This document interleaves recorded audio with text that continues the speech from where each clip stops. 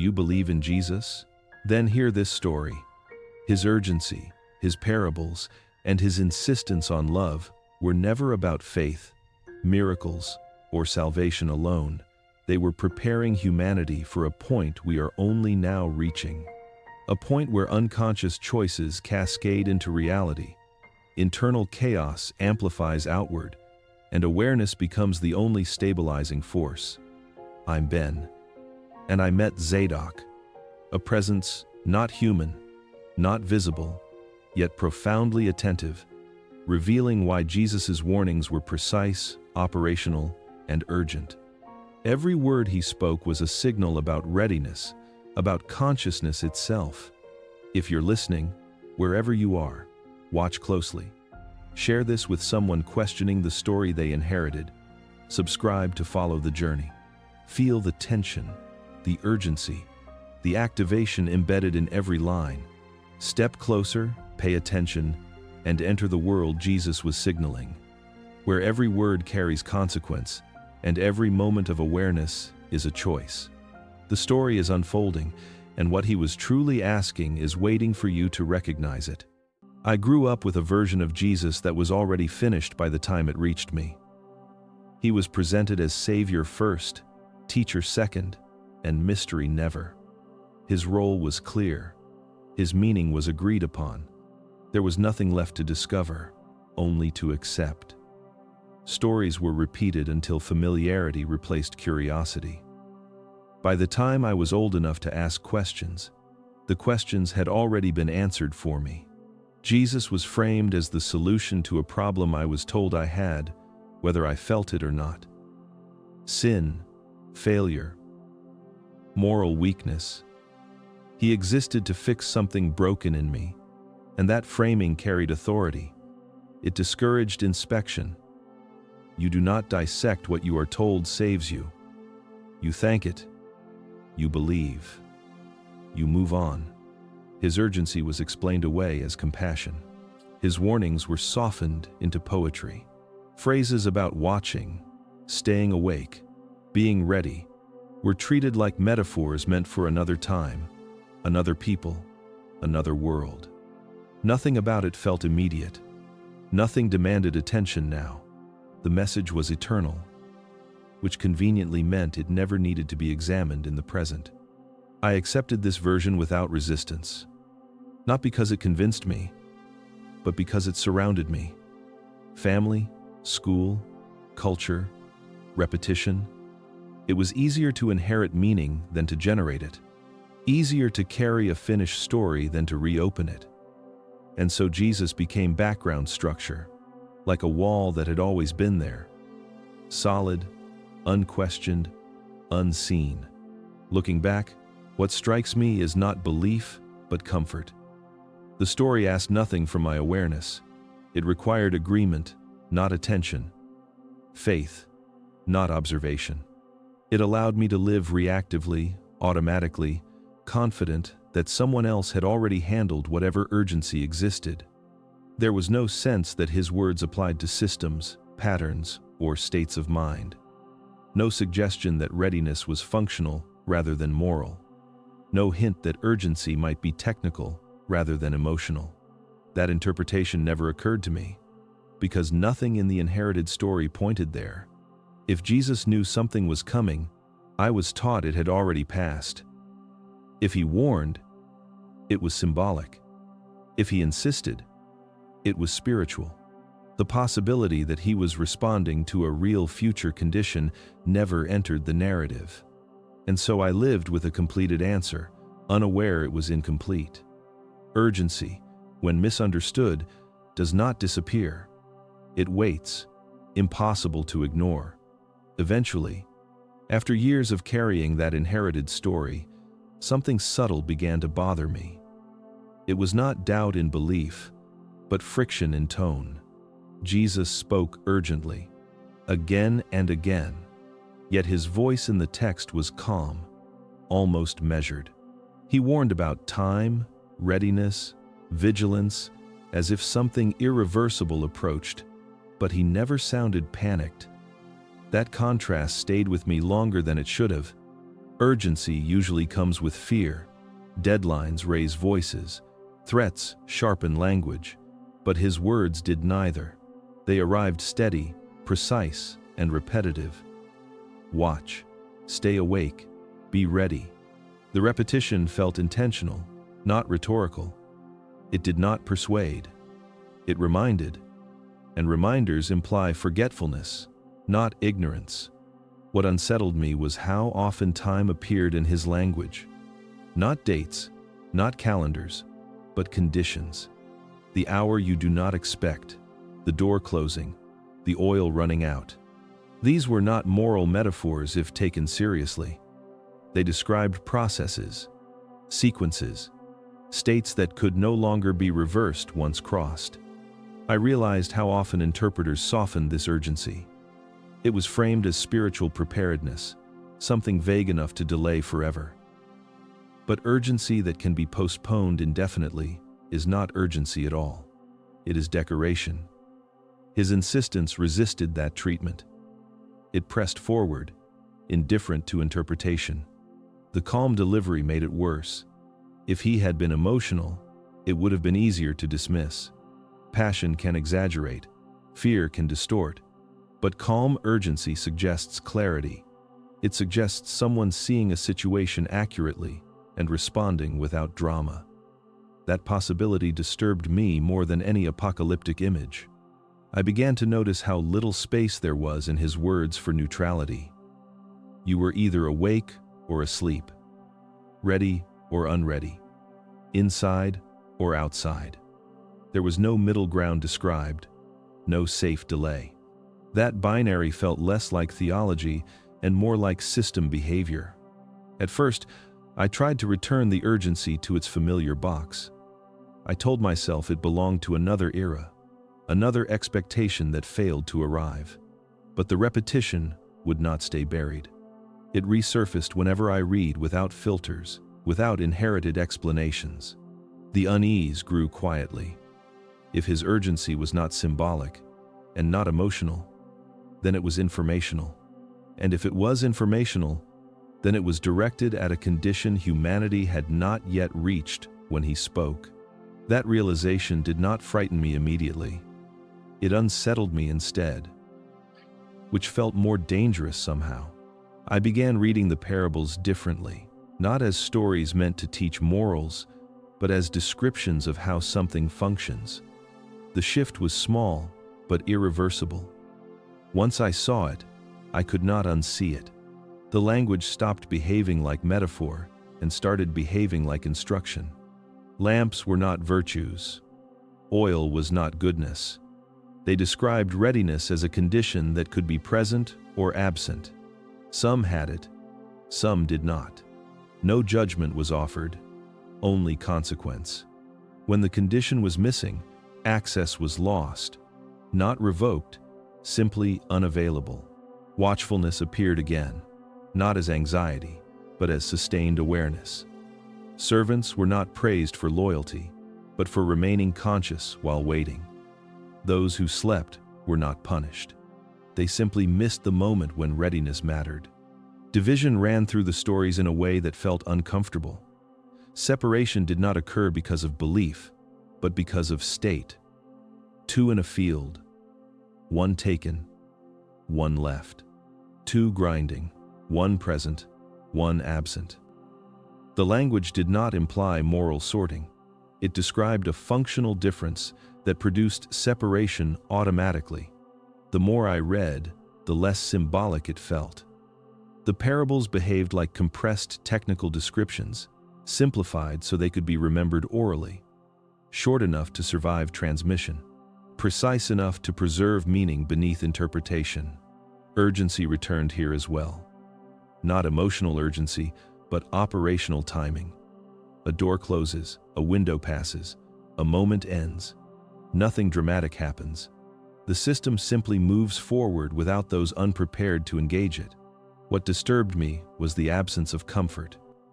There was no reassurance that everyone would be fine eventually. No promise that awareness could be recovered after the fact. Once missed, the moment was simply missed. I noticed how often Jesus spoke as if this readiness could not be taught at the last minute. Oil could not be borrowed. Awareness could not be rushed. Watchfulness could not be faked. These were internal states, cultivated over time, not decisions made under pressure. If these were instructions, they were unlike anything I had been taught to follow. They did not ask for obedience. They asked for alignment. And alignment, once lost, could not be argued back into place. That realization changed how I read everything that followed. It felt as though the text was waiting patiently for a future reader who would encounter these words not as belief, but as warning, embedded quietly beneath familiar language. The shift did not announce itself with revelation. It entered quietly, disguised as inconvenience. A minor technical irregularity appeared in my routine work, something so small it barely registered. Data arrived slightly out of order. Timestamps disagreed by seconds. Measurements repeated cleanly, but produced different results depending on when they were taken. At first I assumed fatigue. Instruments drift. Software updates fail. Clocks desynchronize. These things happen. I corrected, recalibrated, and moved on. But the irregularity returned, not louder, just persistent. The same tasks required more attention. The same processes demanded repetition. What made it notable was consistency. The errors were not random. They followed no known failure pattern, yet they were reproducible. Timing drifted without accelerating. Data misaligned without corrupting.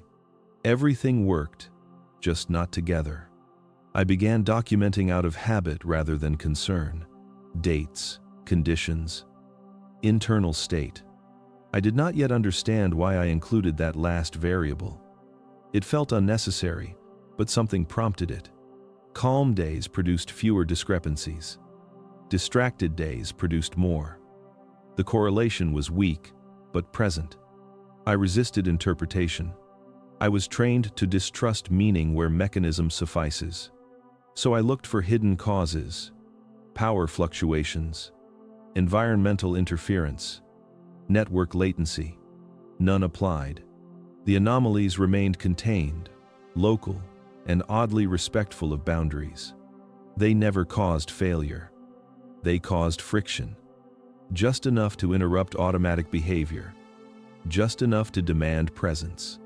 Each irregularity forced me to slow down, to notice, to recheck what I would normally assume. That subtlety disturbed me more than malfunction would have. Systems usually break loudly. This one whispered. It did not stop me from proceeding. It asked me to pay attention. I considered coincidence and kept working. Yet a sense of timing emerged. The irregularities clustered during moments when my thoughts wandered. When attention narrowed, when irritation surfaced, the drift increased. When I paused and observed, things aligned briefly before separating again. I told no one. There was nothing to report. No failure.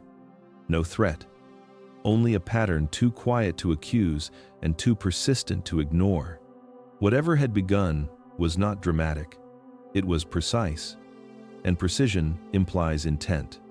I sensed that the disturbance was not correcting an error but testing awareness, introducing delay where habit ruled, creating space between action and assumption, waiting to see whether attention would return voluntarily or be forced by repetition without explanation, without urgency, without instruction, without mercy or warning. The awareness did not arrive suddenly. It accumulated. At some point, I realized the irregularities were no longer the primary disturbance.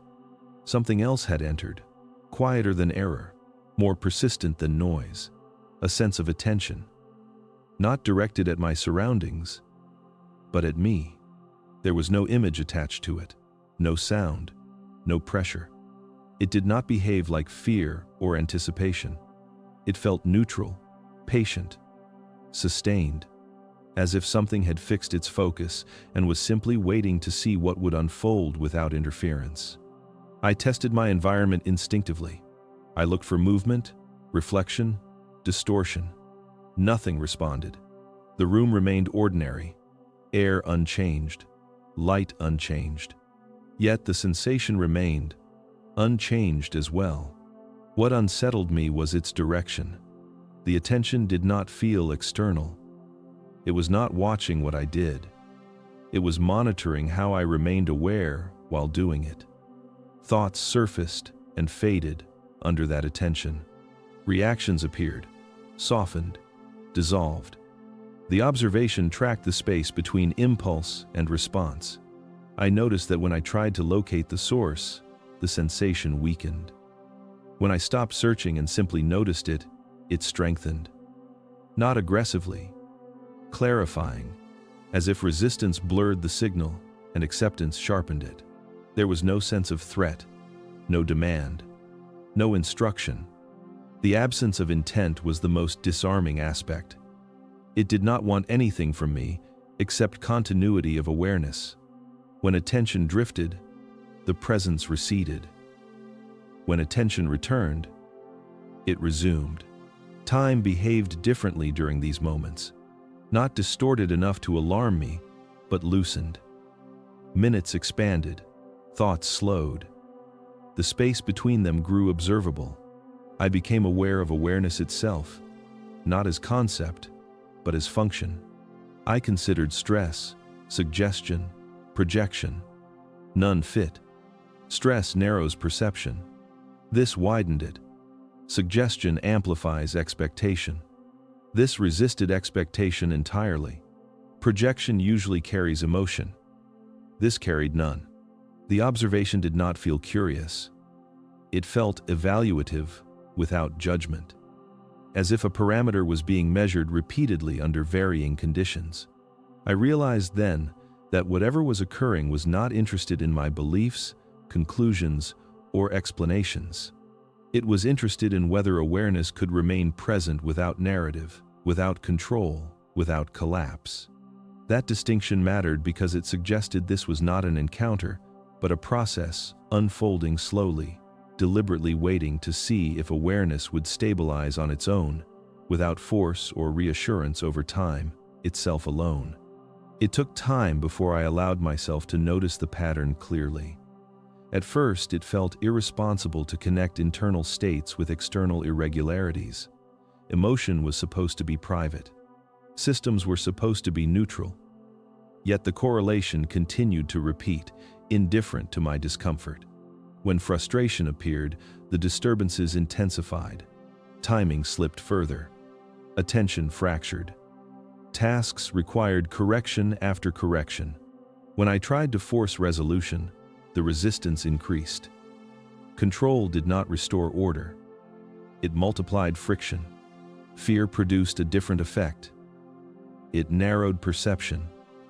Awareness collapsed inward. In those moments, the observation thinned, not withdrawing entirely but losing clarity, as if the signal depended on stability rather than intensity.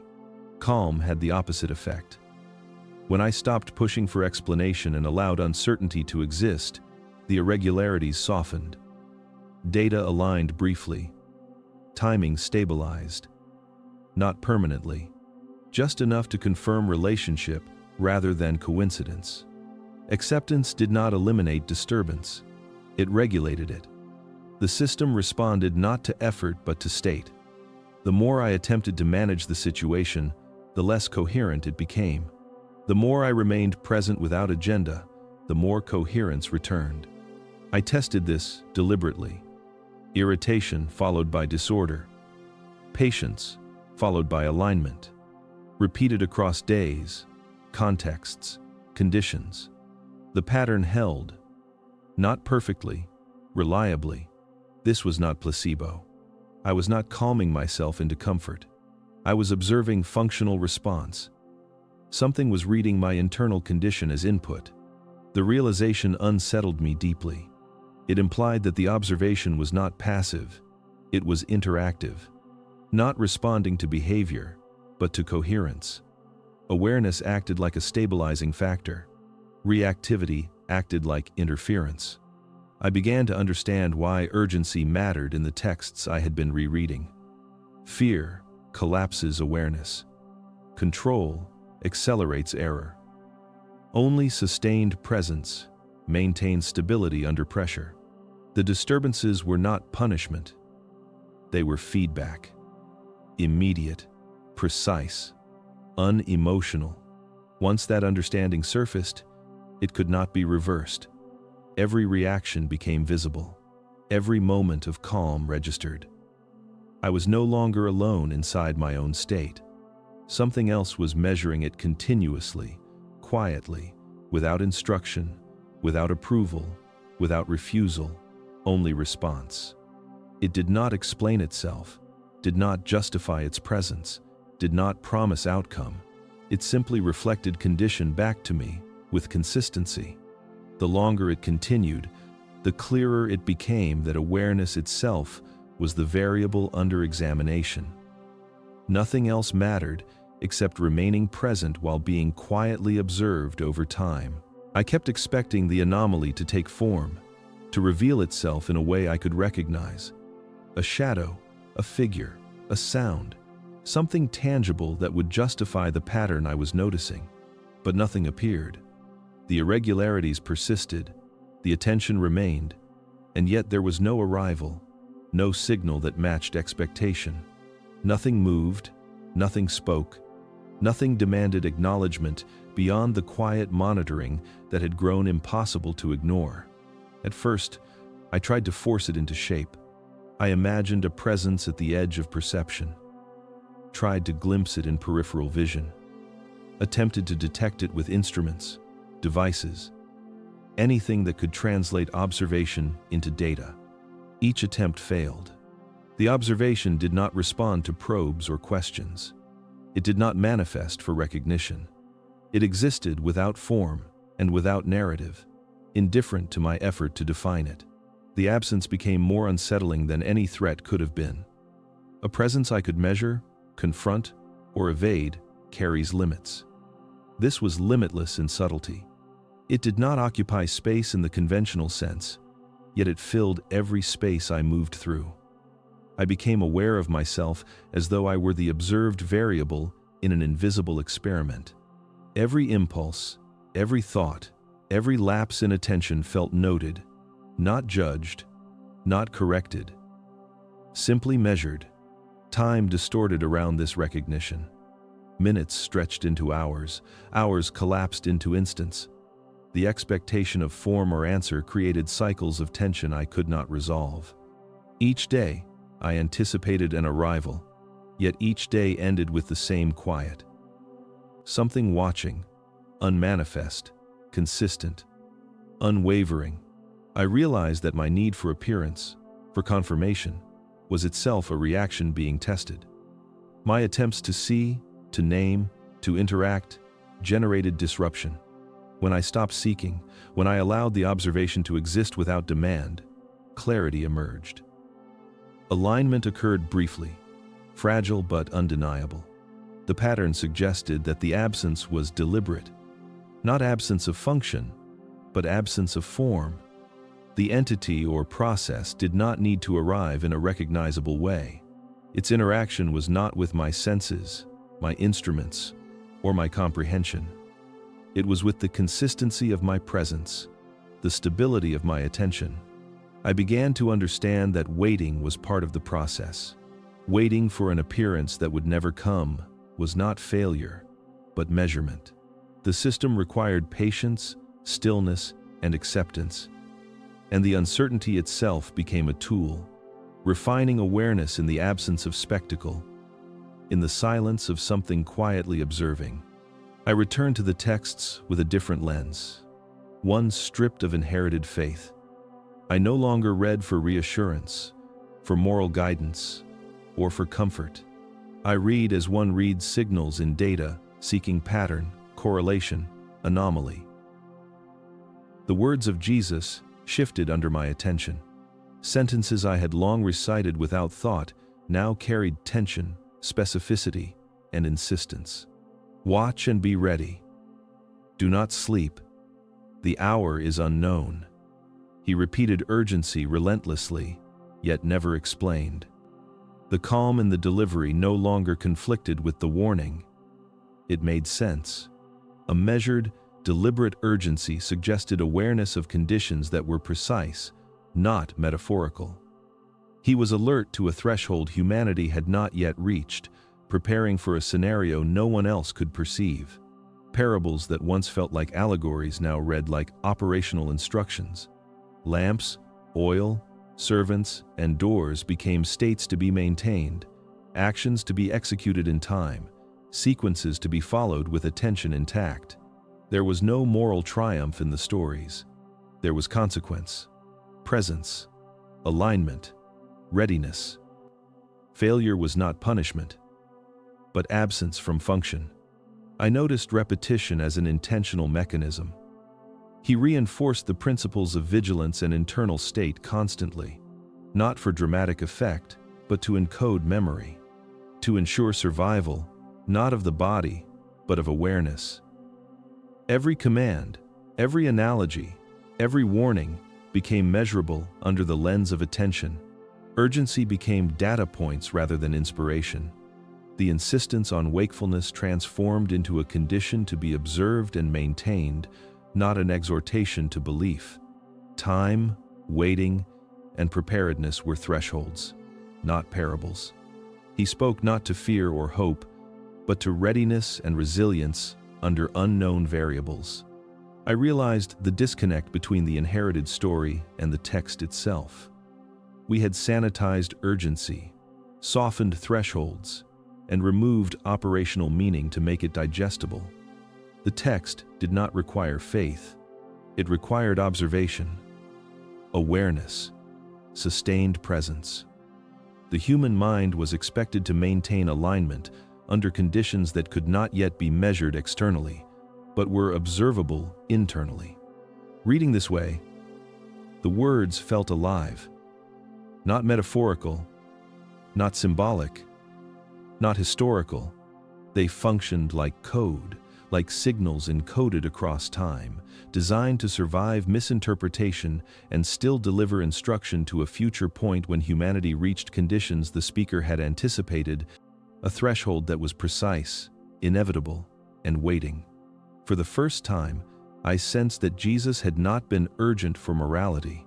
He had been urgent for readiness, for continuity, for observation, and for the internal calibration of those who would listen when the time arrived. The words had always resonated softly, like an echo from a distant past.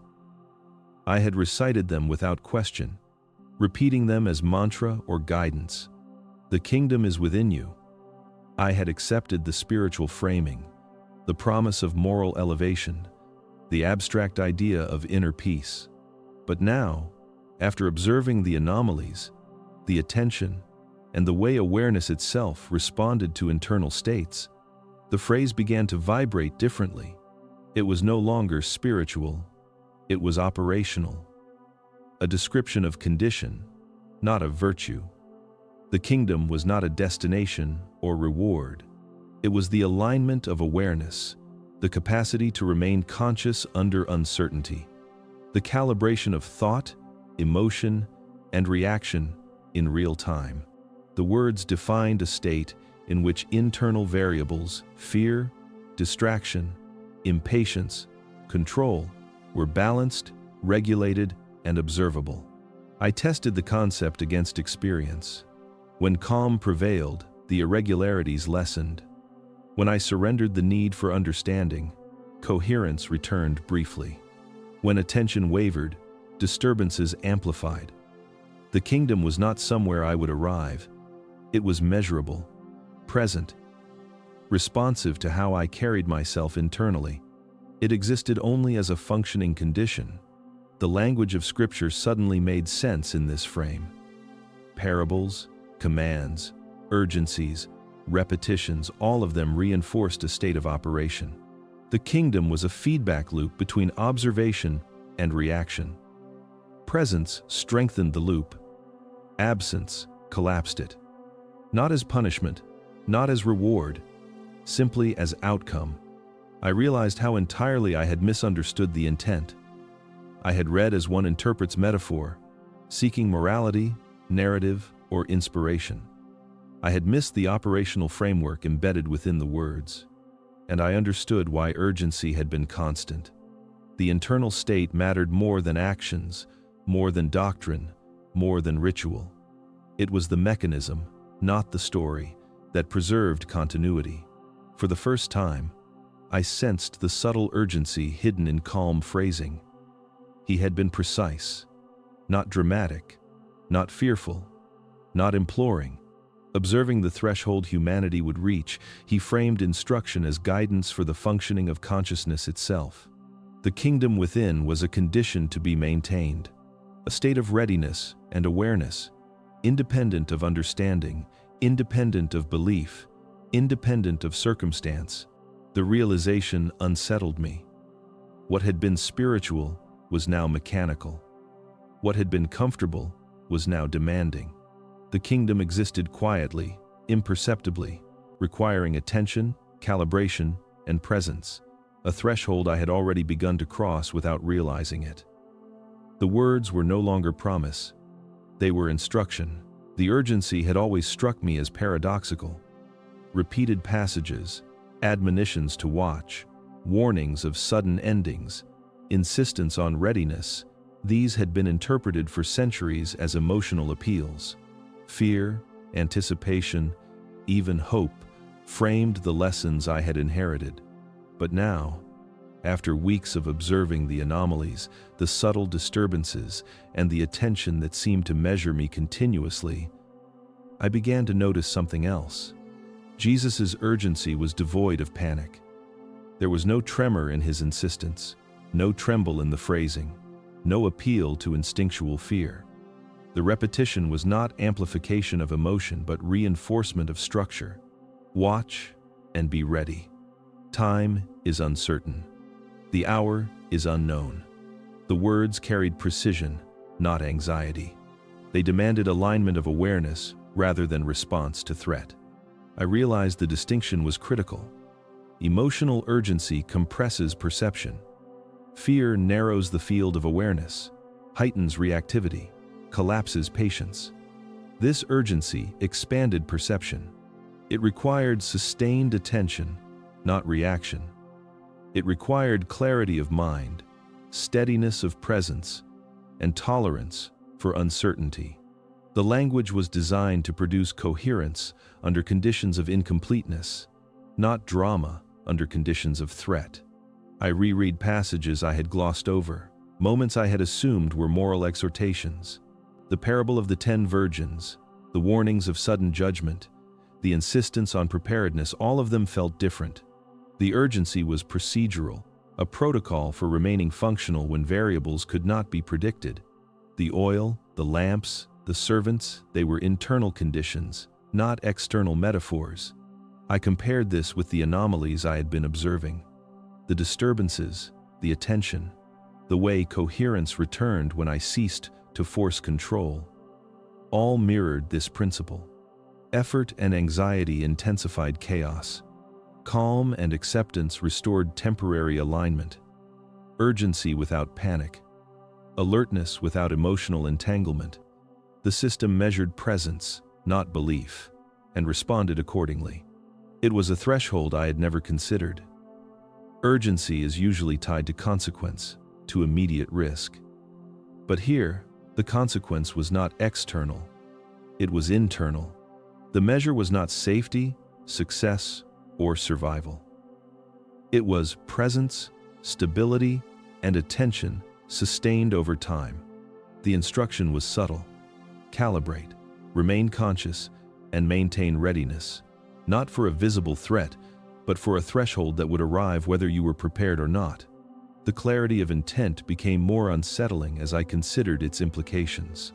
It suggested foresight of a future state, a moment humanity might reach when alignment of consciousness would matter more than understanding, more than faith, more than belief.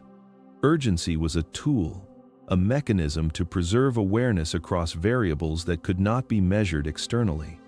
I realized I had been reading urgency backward. I had interpreted emotion where there was none. What had seemed insistence and fear was precision and preparation. And this distinction, this operational urgency, seemed exactly what the texts had encoded for those who could perceive it across centuries. A survival instruction not for body or morality, but for attention itself. The contact did not arrive as a voice, a figure, or a presence I could see. There was no manifestation, no physical signal, no alteration of my surroundings. It arrived in the space between thoughts, in the gaps where cognition had no footing, precise and unavoidable. A sudden clarity that was unmistakably external to my own mind. I knew immediately that it was not a projection, not imagination, not hallucination.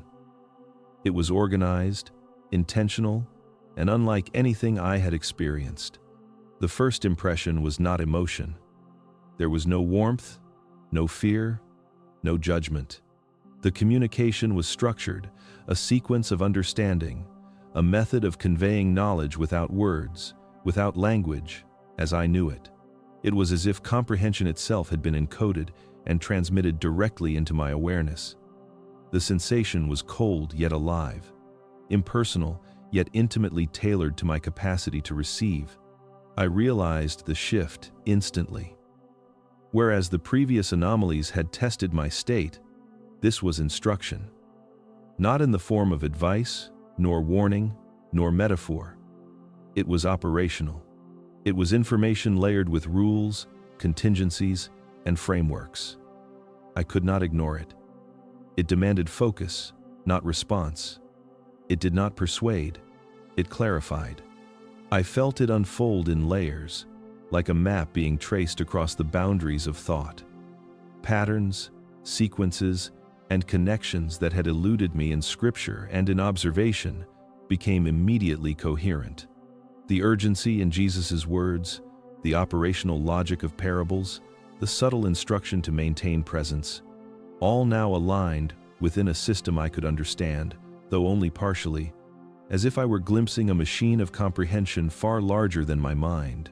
Each transmission felt deliberate, measuring my capacity to receive, adjusting intensity to ensure comprehension without overwhelming.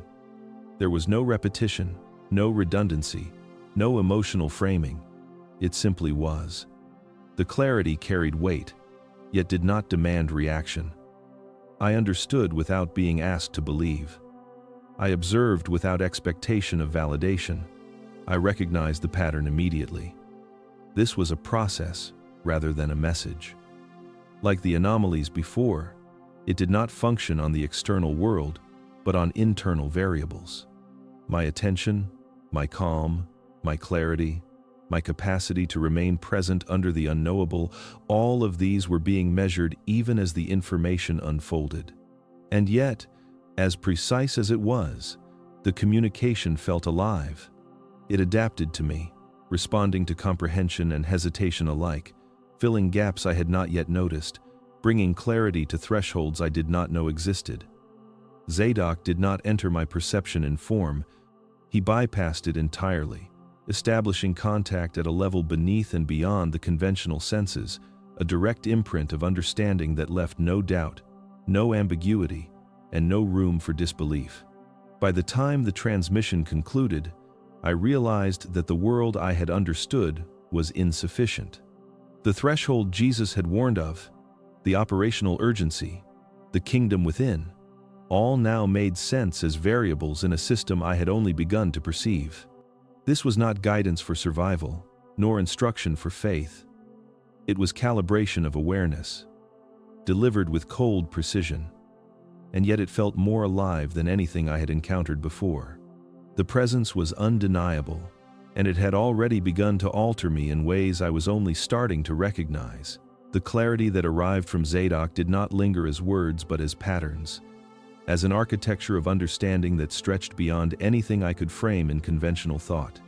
Humanity, I realized, was not simply a collection of individuals, a web of societies, or a river of events.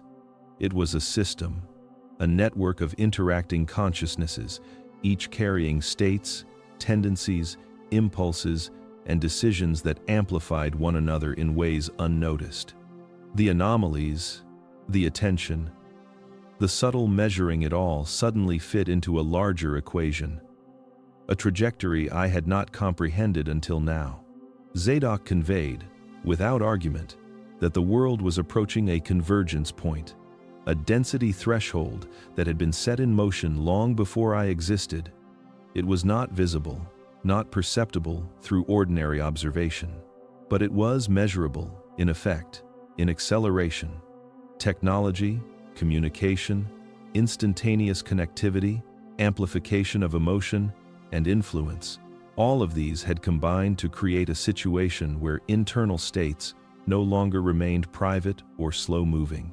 Fear, excitement, anger, joy, and obsession could now cascade faster than most individuals' capacity for self-regulation. The human system was becoming hypersensitive, prone to resonance, and yet largely unaware. The threshold was approaching for reasons that were neither natural nor moral. It was structural, mathematical, systemic. As energy within individuals amplified and circulated, patterns emerged that were invisible to the eye but detectable to processes like those I had been experiencing. Small fluctuations could trigger waves, minor lapses could cascade into widespread destabilization. Alignment was no longer merely desirable, it was necessary. The internal coherence of consciousness, previously private and slow, now dictated outcomes in ways most people could not perceive. I understood why Jesus had insisted on vigilance, the urgency, the operational instructions hidden in parables, the insistence on presence and calm, all were preparation for a moment when the system would react not to individual morality or faith, but to the collective stability of internal states. The threshold was inevitable. It would arrive whether humanity recognized it or not, and when it did, only those who could maintain coherence under uncertainty, who could regulate their awareness independently of circumstance, would navigate its forces without collapse. Zadok did not explain the consequences in terms of reward or punishment. There were no moral frameworks here. The instruction was functional. Calibration of attention, management of internal states, and recognition that the system amplified whatever was fed into it. Panic, fear, uncontrolled excitement, or suppression of awareness created resonance that could destabilize vast networks of consciousness. Stability generated coherence, clarity, and capacity for survival, not in the physical sense alone, but in the operational, measurable sense of awareness itself. The more I absorbed, the more I sensed the weight of it. Humanity was both fragile and inevitable, accelerating toward a point where individual awareness, or the lack thereof, would ripple outward and reshape the system itself. I realized that what Jesus had prepared, what Zadok was revealing, was not advice for living day to day. It was calibration for a threshold that would arrive regardless of comprehension, a convergence that demanded presence, clarity, and sustained attention on a scale I had never imagined. It was no longer abstract. It was imminent. I had always thought I understood love, at least in the way it had been taught, in the comforting repetition of sermons, parables, and stories. Love was a moral compass, a guide to kindness, a reward for devotion, or a test of faith.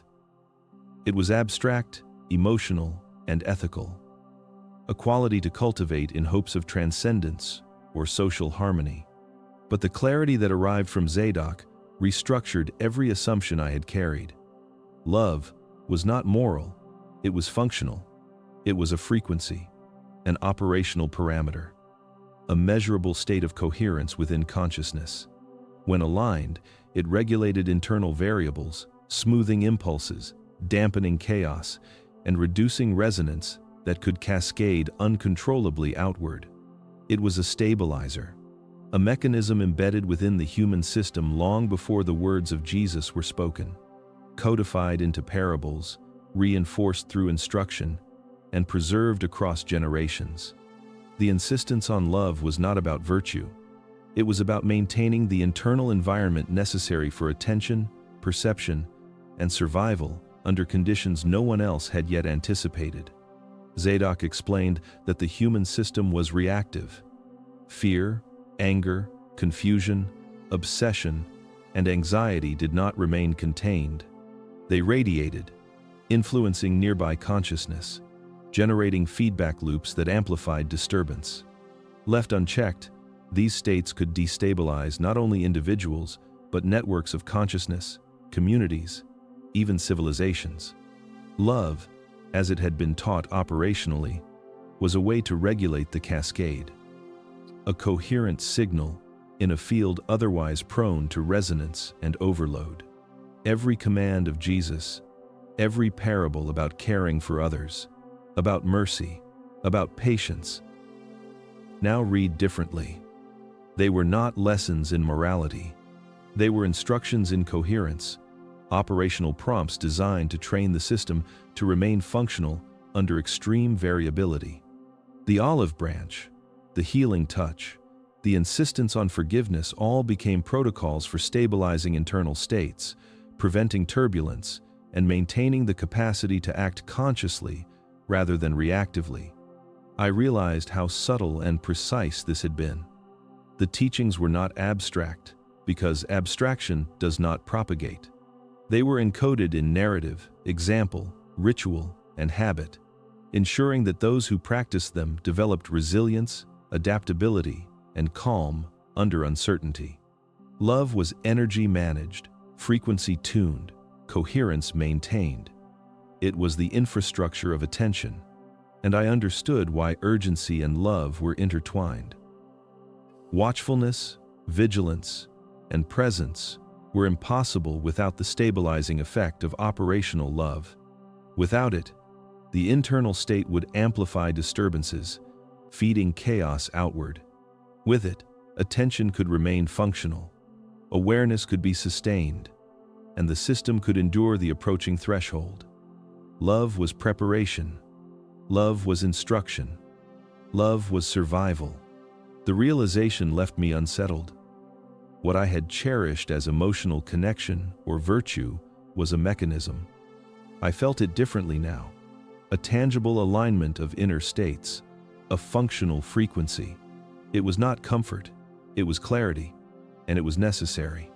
The moral framework had always been a cloak, hiding a precision instrument, a tool for humanity's coherence, awaiting the moment when understanding would be operational, not symbolic, and the system would demand it. I had always remembered the words as inspiration, a promise of capability and potential. You will do greater things, spoken in moments of reassurance, repeated in texts, invoked as motivation. I had never questioned them. I assumed encouragement, the gentle elevation of belief, a call to strive beyond current limitations. But after understanding urgency, internal coherence, and the operational nature of love, the phrase resonated differently. It was not encouragement, it was warning. Greater things did not refer to accomplishments, power, or discovery. They referred to influence. Influence over systems, over networks, over forces that had grown exponentially beyond simple comprehension. Humanity was approaching a point where technological, social, and cognitive capacities would amplify internal states far faster than the average individual could stabilize them. To do greater things without operational awareness was to risk cascading consequences. The words had always been precise, but I had been deaf to the precision embedded in narrative, pattern, and repetition. Zadok's clarity made it undeniable. The warning was encoded in the same way as urgency and operational love. The parables, the insistence on vigilance, the attention to internal state, all of these were scaffolding, preparation for a future where influence would expand without proportional awareness. Humanity would act, innovate, connect, and alter systems. But without internal coherence, the results could be destructive. What Jesus had framed as promise was in fact a threshold, a signal, a calibration point. The potential existed, but readiness was not universal.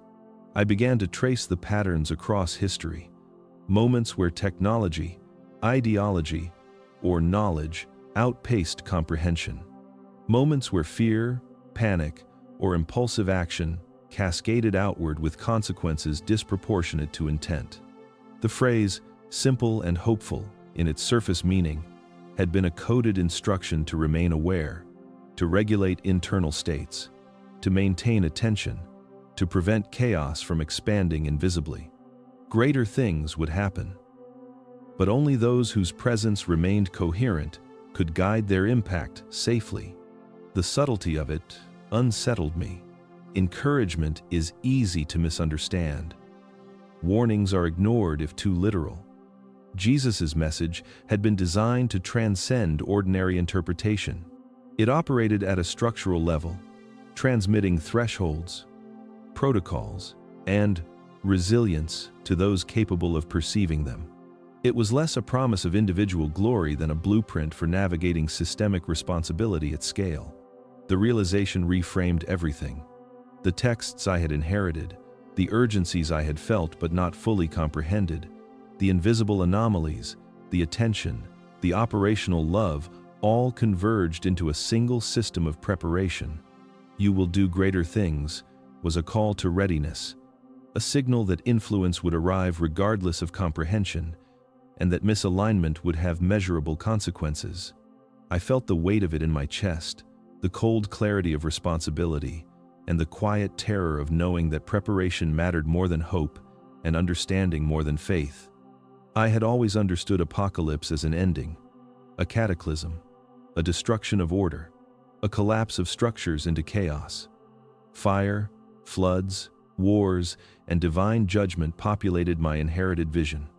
It was dramatic, moral, and external, a story written on the world itself. But the clarity from Zadok reframed everything I thought I knew. Apocalypse was not about destruction. It was about exposure. It was about internal states becoming visible, measurable, and self-reinforcing across networks of consciousness. Every thought, every fear, every unresolved impulse that had once been contained within individuals now radiated outward, amplified by interaction, technology, and human interconnectedness. Emotions, anxieties, obsessions, and attention were no longer private. They reverberated, cascading through communities, societies, and systems, like electrical currents through unshielded wiring. Apocalypse was the moment when internal states, previously invisible, became active forces that shaped outcomes, magnified through collective interaction, unstoppable by individual will alone. I realized why urgency, operational love, vigilance, and presence had been emphasized repeatedly. The warnings, the calibrations, the teachings all pointed toward preparation for this exposure. The threshold was not in the stars, nor in catastrophic events. It was in the amplification of what humans carried internally, the ripple effects of fear, anger, and distraction, colliding with technology, communication, and influence. Those prepared, those who could maintain clarity and coherence, could navigate the exposure without becoming destabilized.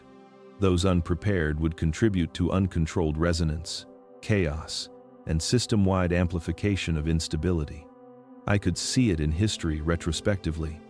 Moments of sudden upheaval, collective panic, or irrational decision-making were not isolated. They were microcosms of this phenomenon, subtle tests of coherence on a smaller scale. Apocalypse was not new. It was a structural inevitability, a feature of consciousness interacting with amplified networks, magnified by the tools of civilization, waiting to be fully recognized and measured. The magnitude unsettled me. The term itself, apocalypse, carried moral and spiritual weight that obscured operational truth. It had always been dramatic, terrifying, and symbolic, but its true nature was mathematical, systemic, and invisible. Exposure meant that internal states became functional forces, shaping events, bending circumstances, and propagating consequences far beyond awareness. Every lapse in coherence, every moment of fear or unregulated reaction contributed to the emergent pattern. Apocalypse was unfolding not when the sky burned, but when attention faltered, when awareness wavered, when internal chaos became external signal. Zadok's clarity left me with a cold understanding. Preparation was not about preventing catastrophe. It was about maintaining internal calibration, sustaining coherence, and navigating exposure without amplifying destructive feedback. The apocalypse was not an ending imposed from outside. It was an awakening, forced by internal forces made visible, a test of awareness, a reflection of humanity's capacity to regulate itself at scale. It was operational. It was inevitable. It was here. And whether it would devastate or stabilize would depend entirely on the coherence we carried within. I had always assumed miracles were demonstrations of power, proof of divinity, tokens meant to inspire faith, awe, or obedience. Water into wine, healing the sick. Walking across water, these were acts that had been framed as signs, as events that reinforced belief and devotion. But Zadok reframed them, and suddenly the framework I had inherited collapsed into precision. Miracles were not about belief. They were demonstrations of restraint, models of operational influence, controlled interactions with systems far beyond ordinary human comprehension. Each act, I realized, was a calibration, a template for understanding how internal state translated to external effect. Jesus did not perform miracles to impress observers. He performed them to show that influence over circumstances, over matter, over causality, required coherence. Attention, focus, and clarity were prerequisites for effect. Chaos or misalignment rendered intervention ineffective or destructive. Miracles were experiments in precision, lessons encoded in action rather than words. They were blueprints, guiding those capable of perceiving operational truths, showing the mechanics of interaction without distortion, demonstration without interference. Zadok's explanation emphasized that these demonstrations were also tests, subtle markers of readiness. Those present who could internalize the principle of coherence, who could observe without absorbing reactive influence, gained understanding without necessarily witnessing the mechanics consciously. Observing, without expectation, without emotional distortion, was the primary requirement. Influence over external systems was a function of internal calibration. Miracles were evidence, not of superiority, but of discipline, the capacity to act within systemic parameters without generating destructive resonance. I thought of the feeding of thousands, the calming of storms, the healings that defied ordinary probability. Each now revealed a pattern. Measurement of intent, synchronization of internal state, minimal interference, precise outcome. The outcome was not magical. It was regulated. It was demonstration of the law that internal coherence determined external effect. When alignment was absent, influence dissipated or backfired. The stories, once mystical, became procedural guides. They codified methodology. They illustrated principle. They prepared for thresholds I had never imagined. The implication was unsettling.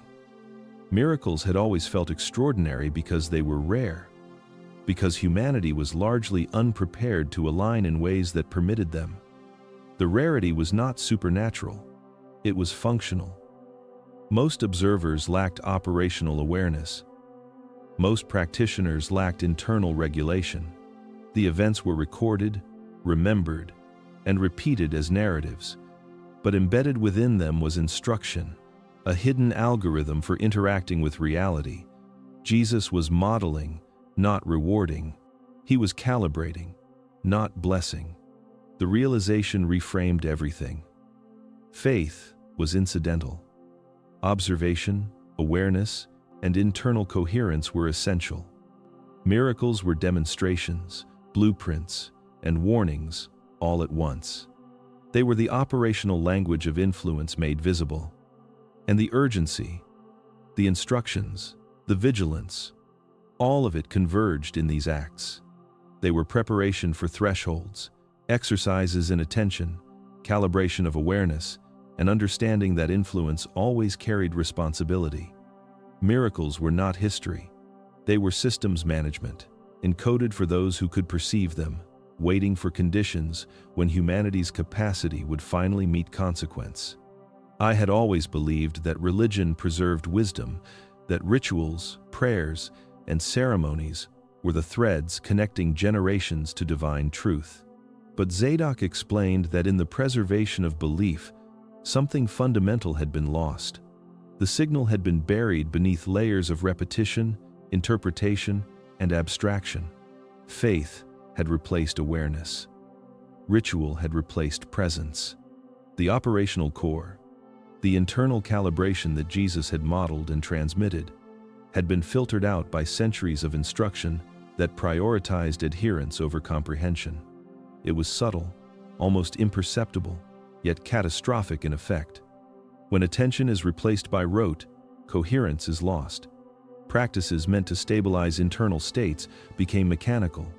Prayers were recited without noticing the shifting currents within.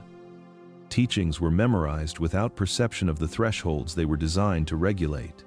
The original design, the operational encoding, had been extracted from experience and reduced to doctrine. Belief became a container, but the contents, the practical alignment of awareness, the management of internal variables vanished. Zadok emphasized that this loss was not accidental. Systems of preservation tend to favor stability over adaptability. Institutions required order, certainty, and repeatable outcomes. Complexity, subtlety, and internal observation were inconvenient. The teachings that demanded constant attention, constant presence, and coherent internal states were smoothed into simplified moral frameworks. Obedience replaced calibration. Faith became a proxy for understanding. Humanity was taught to trust words and symbols rather than the functional mechanisms those words had encoded. The signal was masked by tradition. The consequences of this masking were measurable. Internal turbulence, reactive impulses, and amplified anxiety propagated unregulated. The operational principles embedded in parables, rituals, and instructions could no longer guide the system.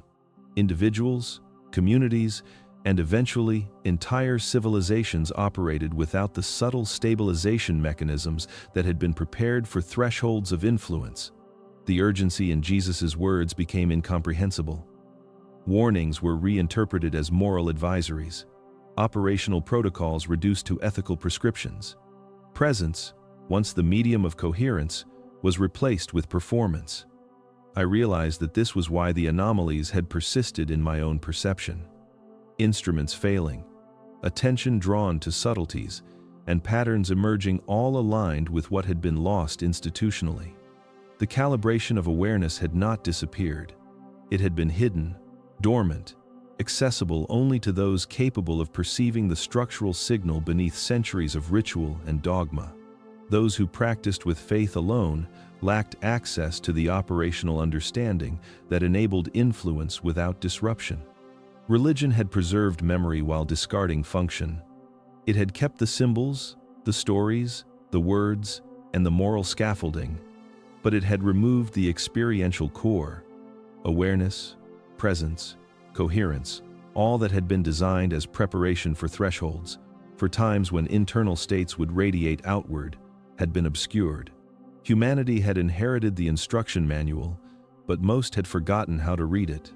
The signal remained, waiting for those who could notice, decode, and embody it, for those who could recover the lost capacity and finally act with attention rather than reaction. The thought settled in my mind with a weight I could not lift. Observation never ended. Not in the way we imagine surveillance, not mechanical or intrusive, not a judgment imposed with punishment or reward. It was constant, subtle, and structural. Behavior, emotion, presence, attention. These were the vectors being measured, recorded, evaluated, and integrated into a pattern far larger than any individual or collective could perceive. Zadok made it clear that humanity itself had become a field of interaction, and every thought, every impulse, every reaction was part of a living data stream. I tried to imagine it, the scale of this ongoing observation. Every human, in every moment, projecting internal states into the surrounding environment, amplified through communication, technology, proximity, and subtle energetic resonance. There was no need for instruments. The measurement was inherent in the system, embedded in the structures of attention and coherence. The act of noticing, of reacting, of remaining conscious, or surrendering to automaticity, all registered. Internal turbulence radiated outward. Calm, presence, alignment propagated outward. Observation was not passive. It responded. It adjusted. It fed forward. The implications were dizzying. It meant that even when I thought myself isolated, unseen, or unremarkable, my state was part of the ongoing evaluation. Every fear, every doubt, every moment of conscious clarity or unconscious lapse contributed to the emergent pattern. And yet it was not punitive. It was measurement, calibration, and assessment. The phenomenon was consistent, predictable in its own logic, and unbounded by conventional morality. Humans were being read, but not judged. Their readiness, their coherence, their capacity to regulate influence was the metric. I reflected on the anomalies I had experienced: malfunctioning instruments, timing distortions, the sense of being present yet invisible, the heightened awareness of patterns and reactions. Every detail fit into this larger framework. Observation had been continuous from the moment thresholds were crossed. Even when the mountains faded behind me, when routines reasserted themselves, when daily life returned to ordinary patterns, the measurement persisted. It did not stop. It simply shifted context, tracking how the internal state responded under the ordinary pressures of routine, distraction, and social interaction. I began to understand why Jesus' teachings emphasized presence, vigilance, and operational love. These were not suggestions for spiritual enrichment. They were protocols for survival, guidance for remaining coherent under scrutiny, lessons in maintaining influence without disturbance. Observation was the environment, not the observer. It was a system of checks, a networked calibration that spanned generations, responsive to readiness, alert to coherence, indifferent to belief. And as I processed this, the unsettling clarity settled into my awareness. Nothing had ended. Nothing was optional. Observation was ongoing, continuous, universal, and imperceptible, shaping outcomes not through intervention but through feedback.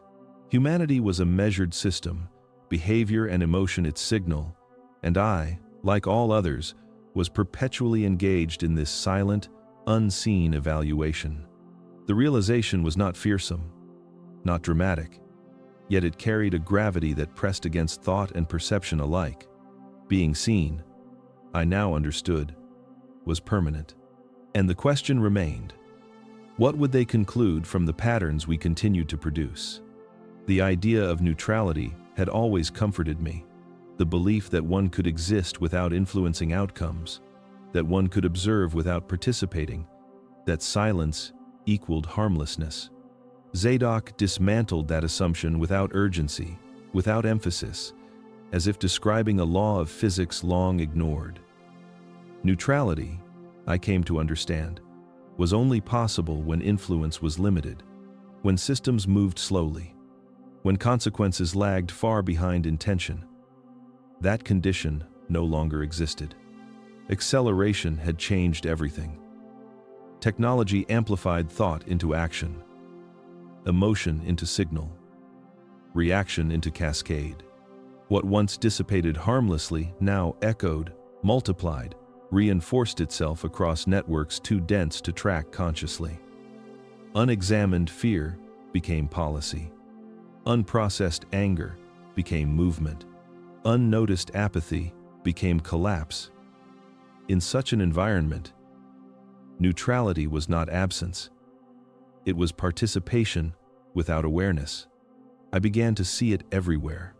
People believed they were uninvolved while feeding systems with attention. They believed restraint meant disengagement while their internal states still shaped outcomes. Every click, every word, every silence carried weight. Not symbolic weight, operational weight. Zadok described it as amplification without regulation. A system does not ask whether a signal is intentional. It only responds to strength and coherence. This was why neutrality collapsed. It was not a moral failure. It was a structural impossibility.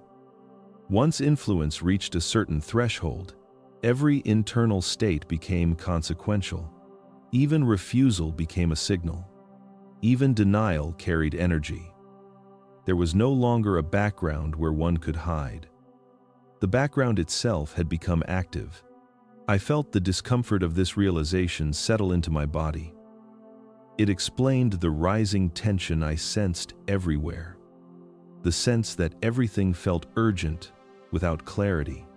That reactions were sharper, faster, less contained. That people seemed pulled into extremes without choosing them. Zadok's presence conveyed that this was not chaos in the traditional sense. It was feedback. Unregulated states meeting accelerated systems. Awareness, then, was no longer optional. It was not spiritual attainment or ethical preference. It was functional necessity. Without awareness, influence became destructive by default. With awareness, even small actions stabilized larger fields. This was not idealism. It was mechanics. Conscious presence dampened runaway reactions. Unconscious participation amplified instability. I realized that this was the context behind Jesus' urgency. Not fear of punishment, not countdown to destruction. It was warning about a transition point where unconscious living would no longer be buffered by slow systems.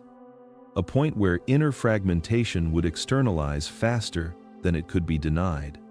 The collapse of neutrality was inevitable, once amplification exceeded awareness. This understanding reframed everything. The unrest, the polarization, the exhaustion.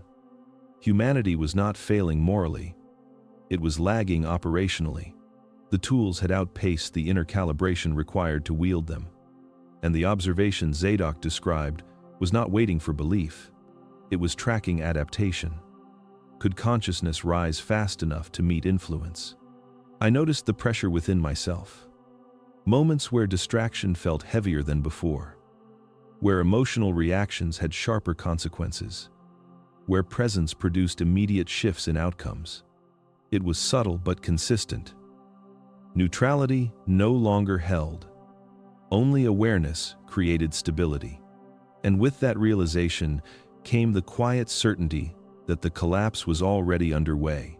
Not of civilization, but of unconscious participation. Whether humanity adapted or not remained unclear.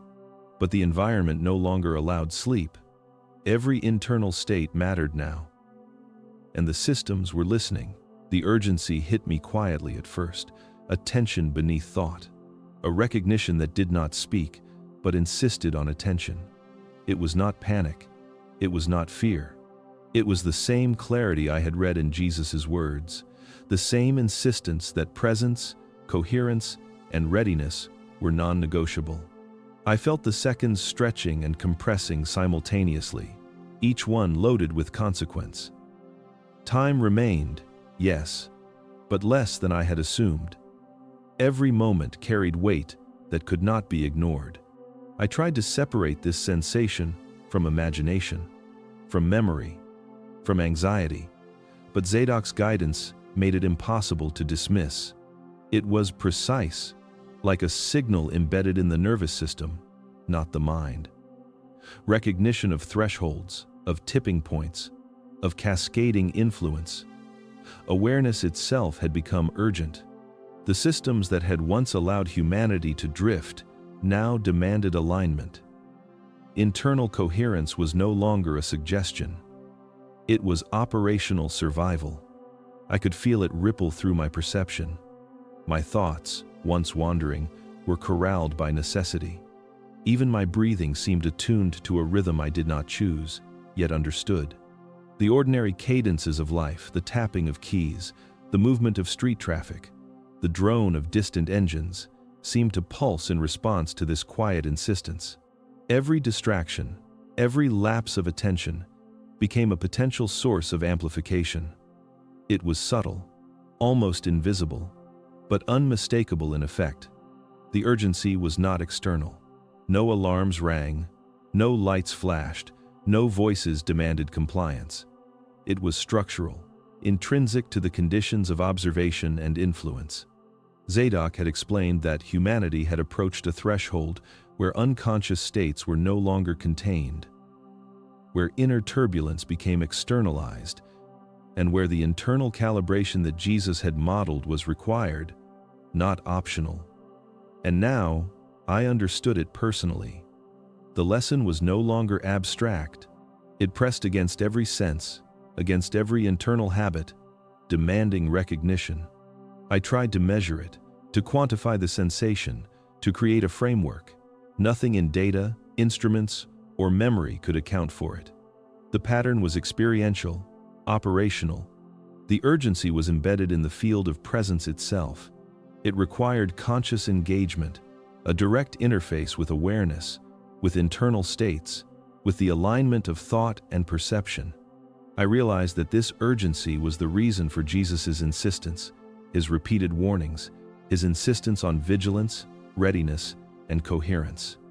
It was not about belief, faith, or morality. It was about operating within a system that responded to attention.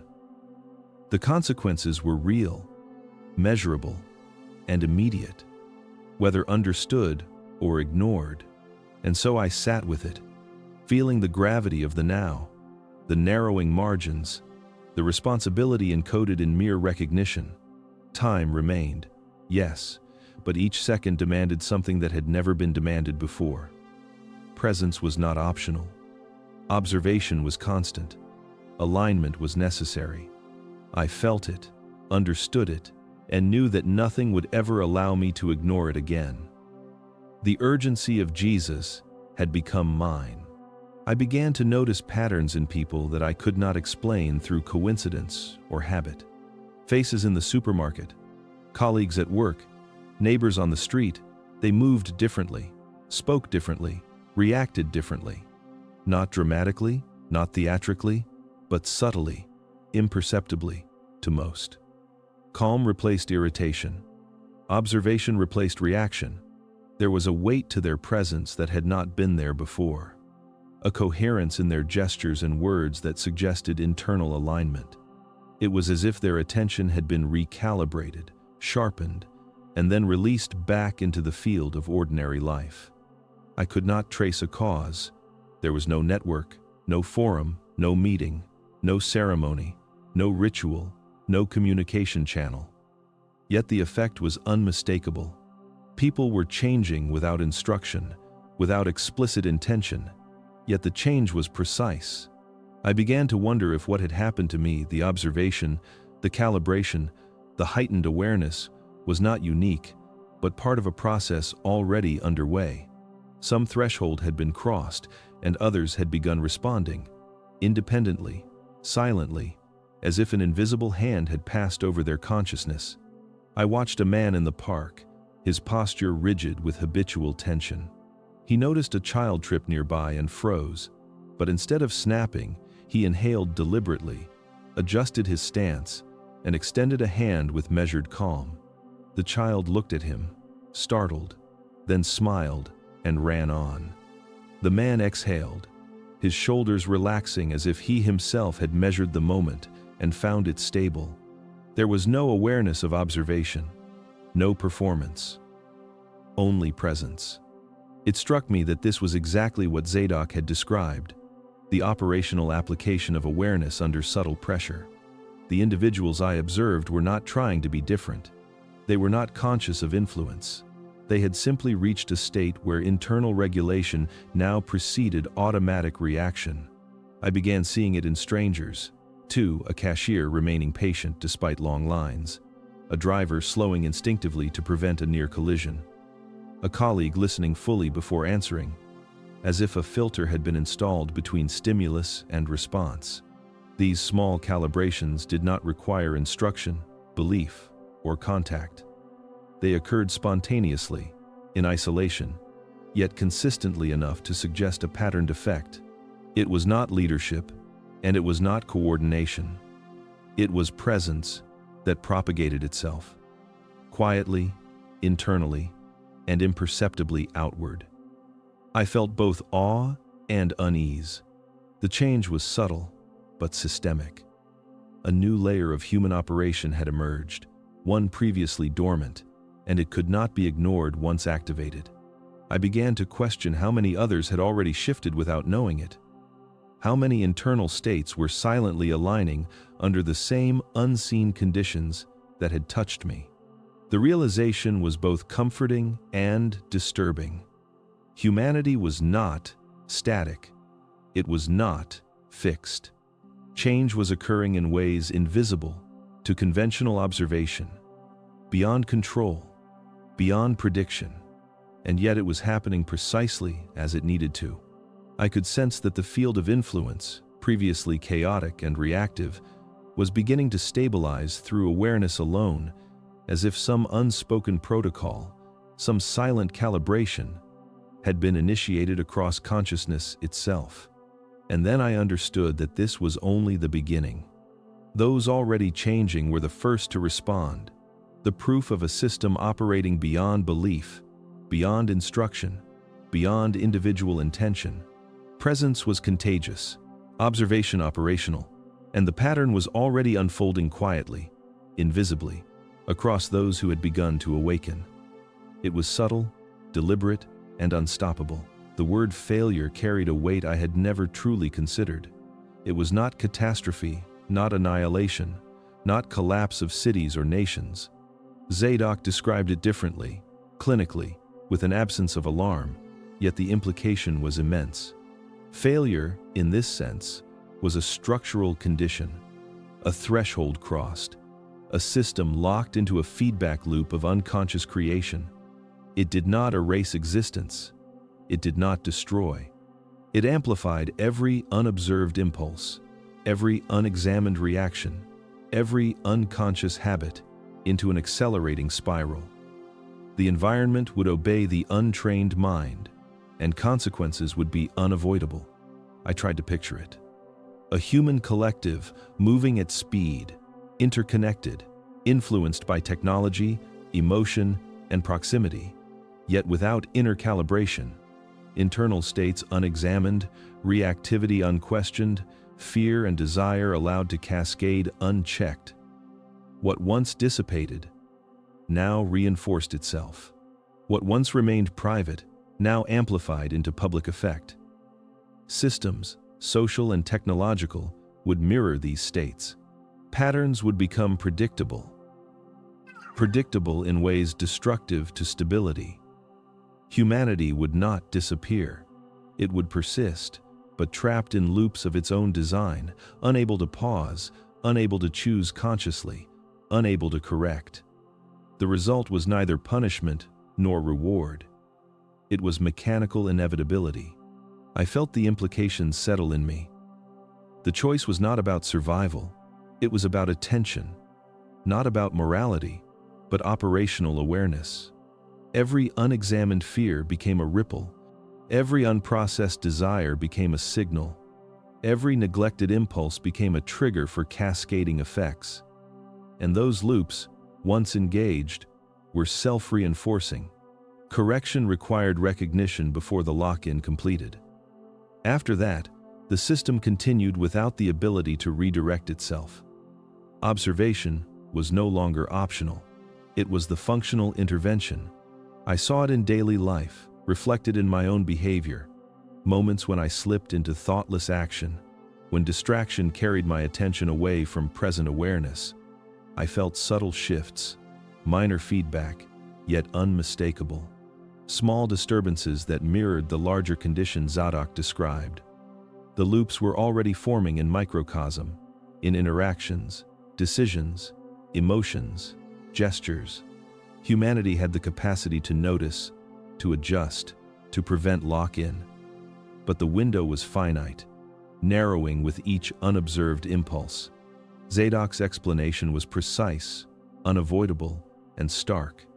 Awareness was both the stabilizing agent and the criterion. The difference between functional adaptation and locked unconsciousness was measured in recognition, not belief. Systems would obey presence, coherence, and intentional attention, or they would obey absence, fragmentation, and distraction. Failure was not metaphoric. It was operational, and it was permanent unless corrected early enough. I felt a tremor of responsibility, a tension that was neither fear nor panic, but insistence. The clock had not stopped. The loops had not yet sealed, but the pressure was undeniable. Every individual who ignored their own calibration contributed to the accelerating spiral. Every unexamined reaction nudged humanity closer to structural inertia. The inevitability of failure was a possibility, but the awareness of it was the lever, the only functional mechanism to avert irreversible lock-in. And I realized, with quiet certainty, that this understanding changed the meaning of urgency. Urgency was no longer abstract or scriptural. It was operational. It was measurable. It was unavoidable. Time remained, yes, but it was slipping through the gaps of unobserved thought, waiting for recognition before the loops closed and the system continued without choice. The realization came slowly, like the final pieces of a puzzle sliding into place under the weight of unseen hands. Jesus had never asked for devotion in the conventional sense, never demanded obedience as a measure of worth, never sought faith alone to prop open doors of salvation. What he had asked for, what he had consistently communicated through parable, warning, and demonstration, was readiness. Not readiness for circumstance, not readiness for calamity, not readiness for miracles or signs, but readiness of consciousness. The preparedness of the mind, of the attention, of the awareness itself. I could trace it now, in the subtle insistence of his words, in the tension between calm instruction and urgent insistence, in every moment where he refused to explain fully, where he left understanding incomplete. He had been calibrating humanity, signaling a threshold we would one day reach, a density where internal states would cascade externally faster than reason could intervene. His urgency was not rhetorical. It was functional. It was precise. It was an operational necessity, disguised as moral guidance. Zadok's explanations made the signal clear. Humanity was approaching a point where unconscious creation would accelerate. Without attention, without internal regulation, the loops would lock, irreversible, persistent, unstoppable. Jesus had not been calling for belief to save souls, but for the activation of presence, the training of awareness, the recognition of cause and effect within consciousness itself.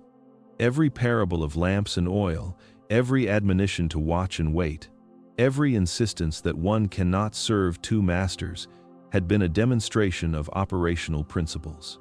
They were exercises in maintaining coherence under unseen pressure. I began to see how subtle it all had been. The kingdom was not somewhere to arrive, it was a state to sustain. Not in physicality, not in ceremony, not in virtue, but in constant self-regulation, in alignment of thought, emotion, and reaction with an inner measure of coherence. Every act, every impulse, every moment of presence or distraction contributed to the overall system. And when urgency arrived, when density accelerated beyond safe thresholds, awareness alone could provide the stabilizing effect. All else was meaningless. I could feel the weight of it, the immediacy, the clarity, urgency without fear, readiness without panic, observation without interference. That had been the lesson hidden beneath centuries of interpretation, distorted teachings, and ritualized practice. And now I understood the final consequence. If humanity did not grasp it, if awareness did not propagate, if attention remained scattered, the loops would lock. But if even a small portion could sustain coherence, the system could still stabilize, still course correct, still respond to operational signals that had always been embedded in the teachings. I thought of the countless people who had never noticed, who had never understood, who had never felt the urgency behind the words. And then I thought of those already changing, those quietly shifting, those calibrating attention and reaction in isolation, unaware of one another yet following the same pattern. The message was no longer hidden. It had been waiting for recognition, waiting for consciousness to meet it. And I finally understood what Jesus was asking. Not for belief, not for worship, not for submission, but for presence, for vigilance, for the readiness to be observed, to act with clarity, to carry awareness as the functional instrument it was always meant to be. Before the threshold arrived, before urgency could no longer intervene, before the system continued without pause, everything else was secondary. Everything else was noise. What mattered was the ability to remain conscious in the precise moment when the world would demand it most. And that demand had not yet passed.